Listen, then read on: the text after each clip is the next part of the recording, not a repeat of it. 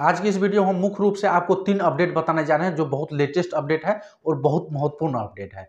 यदि आपका कोई प्रॉपर्टी का दाखिल खारिज नहीं हो रहा है तो ऐसी स्थिति में तो आप उस जमीन का दाखिल खारिज बहुत इजीली करवा सकते हैं। आपको सिर्फ एक काम करना है, जो काम हम आपको इसी वीडियो में बताएंगे।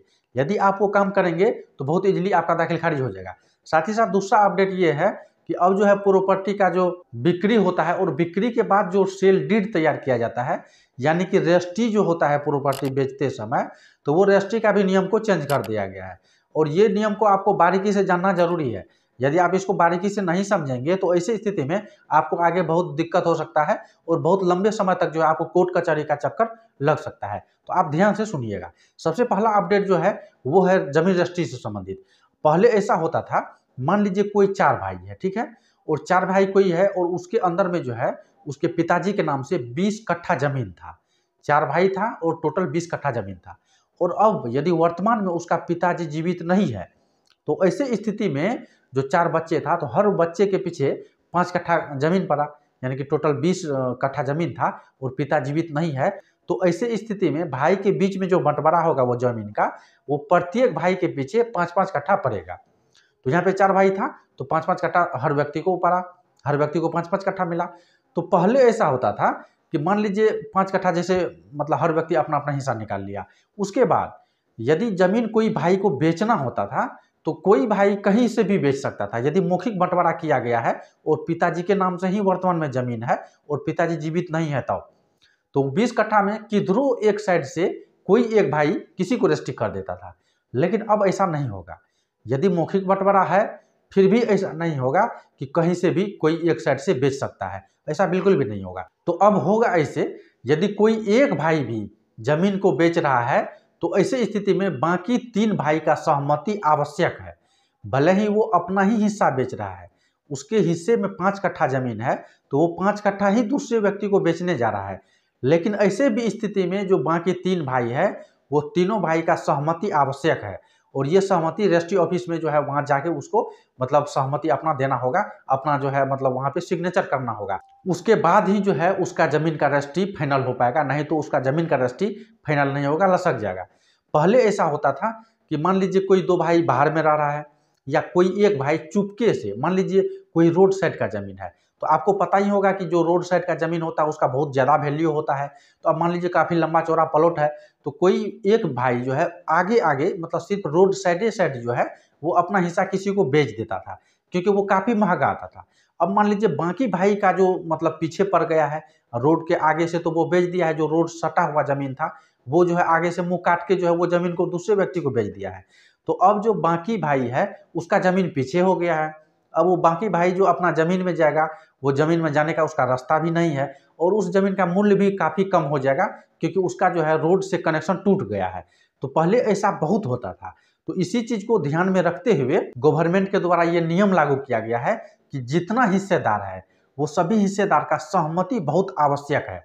यदि वो सहमति सभी भाई नहीं देंगे तो ऐसी स्थिति में यदि कोई एक भाई चोरी चुप के जमीन रजिस्ट्री भी कर देते हैं और वहाँ रजिस्ट्री ऑफिस में ये पूछा जाता है, ठीक है, कि यदि आपके पिताजी के नाम से कोई ज़मीन है और वो ज़मीन आप लिख रहे हैं, तो ऐसी स्थिति में 100% ये पूछेगा कि आप कितना हिस्सेदार है। यदि आप वहाँ बोल देंगे एक हिस्सेदार, तो वहाँ पे ये चीज़ जो है रिकॉर्ड में मेंटेन हो जाएगा कि एक ही हिस्सेदार है। तो ऐसी स्थिति में तो किसी का सहमति का आवश्यकता नहीं है। और मान लीजिए यदि आप 2-3 हिस्सेदार है, वहाँ रजिस्ट्री ऑफिस में छिपा लेंगे और झूठ बोल देंगे, तो ऐसी स्थिति में आप धोखाधड़ी का भी मुकदमा में बाद में फंस सकते हैं। तो आपको पहले सावधान हो जाना चाहिए।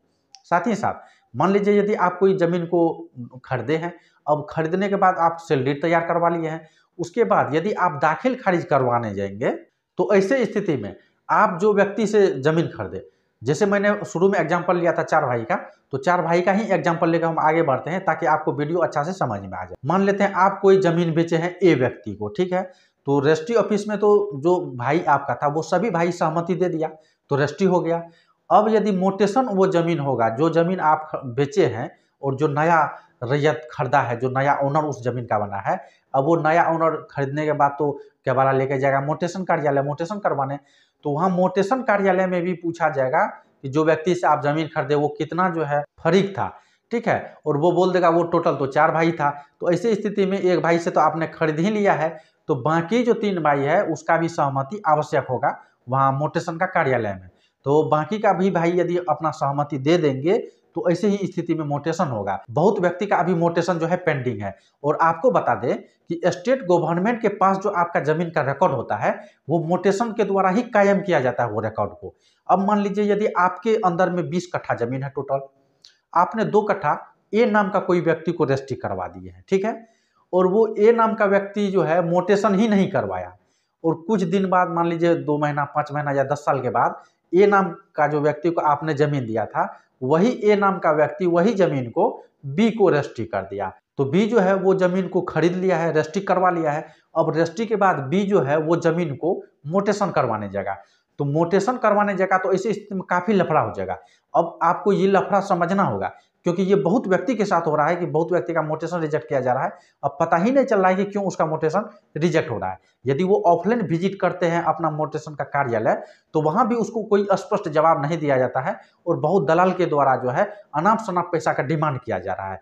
तो आपको बता दें कि यहाँ जो बी नाम का व्यक्ति जमीन खरीदा था तो बी नाम का व्यक्ति खरीदा किससे था? ए से। तो ए ही म्यूटेशन नहीं करवाया। यदि ए म्यूटेशन करवा लेता तो ऐसे स्थिति में जो आपका तहसील में रजिस्टर 2 होता है उस रजिस्टर 2 में वो जो ए नाम का व्यक्ति था उसका नाम अंकित हो जाता और जो उसका ओनर था यानी कि ए जो जमीन को जहां से भी परचेज किया तो उस ओनर का जितना टोटल जमीन था, तो मैंने एग्जांपल लिया था 20 कट्ठा जमीन का, तो 20 कट्ठा में से कुछ हिस्सा जैसे 5 कट्ठा जो है ए मतलब खरीदा है तो मतलब टोटल जमीन में से जो है 5 कट्ठा वहाँ कट जाएगा उसका प्लॉट और 5 कट्ठा ए के नाम जो है जमाबंदी वहाँ पे कायम किया जाएगा यानी कि म्यूटेशन किया जाएगा और वहाँ पे मतलब जो है रजिस्टर 2 में ए का नाम अंकित होगा। उसके बाद यदि ए बी को बेच दिया तो बी भी यदि म्यूटेशन करवाने के लिए जाएगा तो ऐसे स्थिति में रजिस्टर 2 को खंगाला जाएगा। तो रजिस्टर 2 में जो है ए व्यक्ति के नाम से म्यूटेशन है, ठीक है, और ए से ही जो है बी खरीदा है।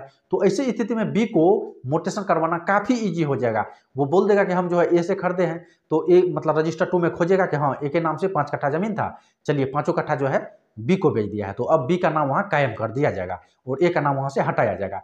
लेकिन ए ही यदि म्यूटेशन नहीं करवाया तो बी जो है म्यूटेशन करवाने जाएगा तो ऐसी स्थिति में बी का केवाला में ये देखा जाएगा कि ये जो है बी नाम का व्यक्ति ये जमीन खरीदा किससे है। तो केवाला तो कह रहा है कि ए व्यक्ति के नाम से मतलब ए व्यक्ति से खरीदा है जमीन। तो ऐसी स्थिति में रजिस्टर 2 में ए व्यक्ति का नाम को ढूंढा जाएगा, सर्च किया जाएगा तो ए व्यक्ति का नाम मिलेगा ही नहीं। इसलिए नहीं मिलेगा क्योंकि ए व्यक्ति म्यूटेशन ही नहीं करवाया। तो यदि म्यूटेशन करवाता तो ऐसी स्थिति में जो है ए व्यक्ति का नाम वहां पे दाखिल होता म्यूटेशन का कार्यालय में, लेकिन ए व्यक्ति जो है वो म्यूटेशन ही नहीं करवाया। अब यहाँ पे बी तो मान लीजिए कोई फर्जी काम नहीं किया है, मतलब अपना मेहनत का कमाया पैसा से वो प्रॉपर्टी खरीदा, अब वो म्यूटेशन के लिए यहाँ पे ऑनलाइन आवेदन कर दिया। तो ऐसी स्थिति में ए का नाम नहीं मिलने के कारण जो है बी का म्यूटेशन को रिजेक्ट कर दिया जाएगा, उसका आवेदन को ही रिजेक्ट कर दिया जाएगा। तो यहाँ पे बी काफी परेशान हो जाएगा। तो ये जो हम आपको एक एग्जाम्पल के द्वारा पूरा समझाने का प्रयास किए हैं, यही समस्या अभी 90% व्यक्ति के साथ है। वो बोल रहा है कि मेरा मतलब जो है म्यूटेशन रिजेक्ट कर दिया जा रहा है, म्यूटेशन हो ही नहीं रहा है, हम ऑनलाइन आवेदन कर रहे हैं, बार बार किए हुए हैं। तो आपको बता दें यदि आप म्यूटेशन के लिए ऑनलाइन आवेदन किए हैं और आपका म्यूटेशन का आवेदन एक बार यदि रिजेक्ट कर दिया है तो ऐसे स्थिति में आप 100 बार भी म्यूटेशन का आवेदन करेंगे तो वो रिजेक्ट ही होगा। आपको सबसे पहले ये फाइंड करना है कि वो रिजेक्ट क्यों हो रहा है और जिस कारण से रिजेक्ट हो रहा है उसका आपको पहले उपचार करना है, ठीक है। यदि आपसे मान लीजिए जैसे मैंने आपको एग्जांपल दिया तो ऐसे स्थिति में क्या होगा, आप जो व्यक्ति से प्रॉपर्टी खरीद रहे हैं और अब आगे आप जब भी कोई भी व्यक्ति से यदि प्रॉपर्टी खरीदेंगे तो ऐसे स्थिति में आपको कागजात लेके एक बार अंचल विजिट करना होगा। हालांकि इस विषय पर एक सेपरेट वीडियो नेक्स्ट डे हम अपलोड करेंगे, आप देख लीजिएगा, ठीक है, क्योंकि मतलब जमीन में जो है बहुत उलझोल होने वाला है, तो आप लोग ध्यान से समझने का प्रयास कीजिएगा। तो यहाँ पर यदि बी का म्यूटेशन बार बार रिजेक्ट हो रहा है, जैसे मैंने आपको एग्जांपल से समझाया था, तो बी को करना ये चाहिए कि ये जो मतलब प्रॉपर्टी बी को लिखा है तो सबसे पहले ए से संपर्क करना चाहिए और ए को मतलब ए से पूछना चाहिए कि आपने वो जमीन कब और किस डेट में खरीदा था। भले ही मान लेते हैं उसको डेट पता ना हो, एग्जैक्ट ये तारीख पता ना हो किस तारीख में खरीदा है, महीना तो पता होगा किस माह में खरीदा था। यदि मान लीजिए माह भी पता नहीं है तो ऐसे स्थिति में कम से कम ईस्वी तो पता होगा, तो आपको कुछ ना कुछ वहां से डिटेल मिल जाएगा।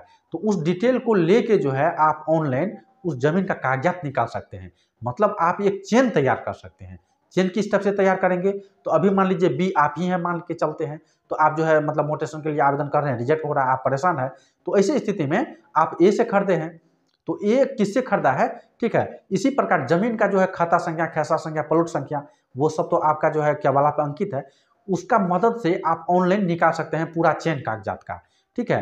और कागजात का चेन निकाल के आपको वहाँ पे सबमिट करना होगा, मतलब आपको अपना अंचल कार्यालय में संपर्क करना होगा और बताना होगा कि हम जिस व्यक्ति से खरीदे हैं वो खुद जो है म्यूटेशन नहीं करवाया, तो उसका नाम कहाँ से मिलेगा आपको। म्यूटेशन कार्यालय में भी संपर्क करना होगा कि क्या समस्या हुआ है कि आपका दाखिल खारिज को रिजेक्ट किया गया है, ठीक है। तो ये सब जो है आपको समस्या होने वाला है, तो आप लोग को सावधान हो जाना चाहिए और इतना मेहनत करना चाहिए। कैसे कोई भी जमीन का आप कागजात निकालेंगे, इस टॉपिक पर हम काफ़ी सारा वीडियो बना दिए हैं, चाहे आपको नक्शा मंगवाना हो, ऑफलाइन मंगवाना हो, ऑनलाइन नक्शा निकालना हो जमीन का, या फिर आप मान लीजिए डीड निकालना चाहते हैं, रसीद निकालना चाहते हैं, खतियान निकालना चाहते हैं, टोटल जो है हम वीडियो बना के पहले अपलोड कर दिए हैं। तो आप लोग यदि मेरा मतलब प्रीवियस वीडियो जाके देख लेंगे, तो ऐसी स्थिति में आपको कोई भी दिक्कत नहीं होगा। कोई भी कागजात निकालना हो या फिर ज़मीन से संबंधित आप पूरा एक्सपर्ट बन जाएंगे। हम पूरा स्टेप बाय स्टेप जो है प्रैक्टिकल जानकारी देने का पूरा प्रयास करते हैं। तो यदि आप वीडियो को अभी तक लाइक नहीं किए हैं, तो लाइक कर लीजिए और ज़्यादा से ज़्यादा व्यक्ति तक शेयर जरूर कर दीजिए। आप कोई भी ज़मीन का कागजात कैसे ऑनलाइन निकालेंगे घर बैठे, कहीं भागदौड़ का हम बात नहीं कर रहे हैं, घर बैठे कैसे कागजात निकालेंगे, वो वीडियो स्क्रीन पे आ गया है, उस पर क्लिक करके आप देख सकते हैं।